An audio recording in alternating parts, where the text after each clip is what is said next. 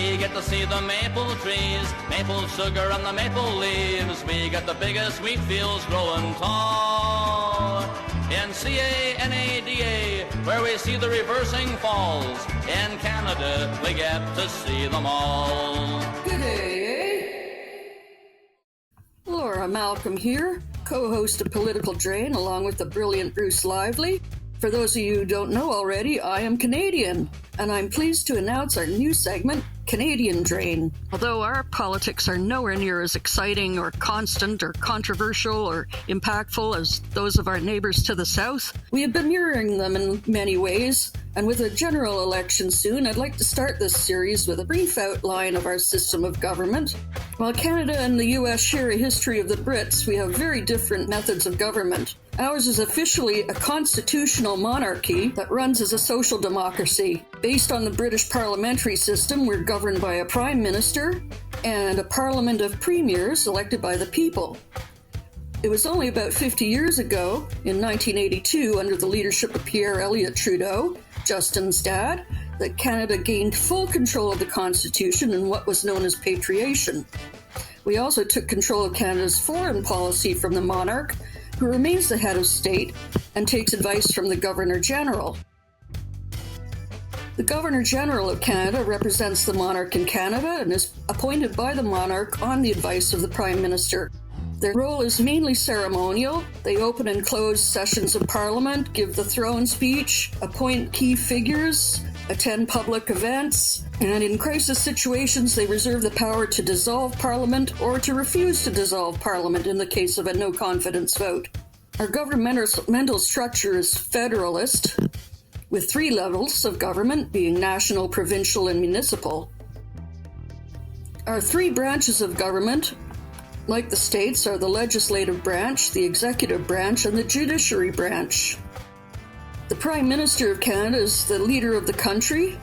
They name senators and judges for appointment. They choose the cabinet members. They choose committee members and set the general agenda for the cabinet, which steers the House of Commons agenda.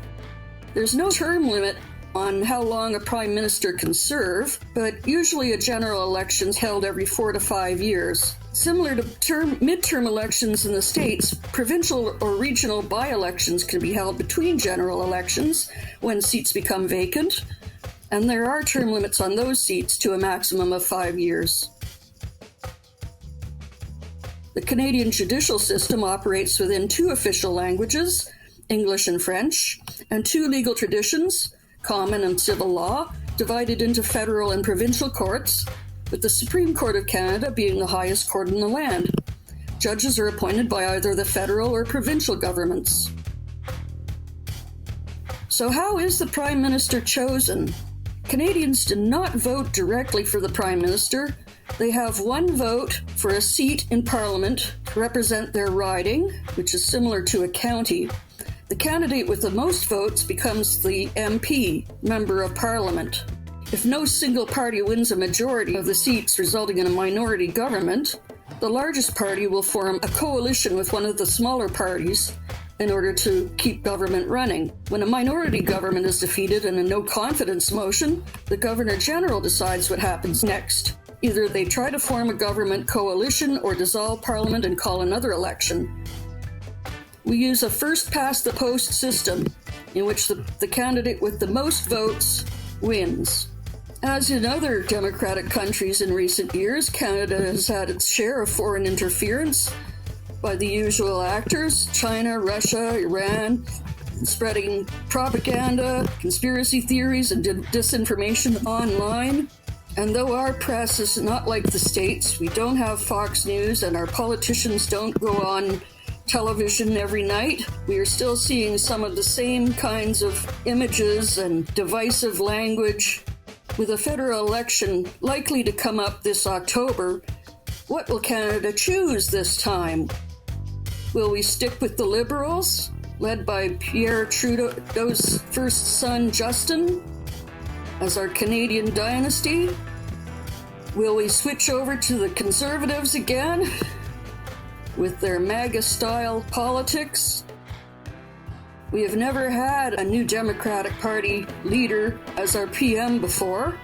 Will we decide to take a chance on them this time? Or will we end up with another coalition majority or minority government? Stay tuned for more on Political Drain, Canadian edition.